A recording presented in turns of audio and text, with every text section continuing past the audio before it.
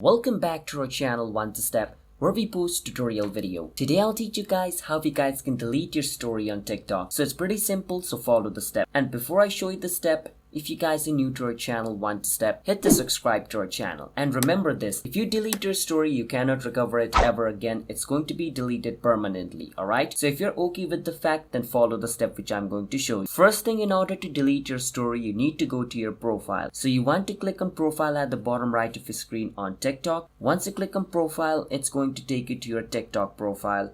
Now once you're inside your TikTok profile, you can see the option called story. So mine says story over here, and it says story 1 because I have only uploaded 1 story. Yours should say 2 or 3 if you have uploaded 2 or 3. Just click on story and then choose the story which you want to delete.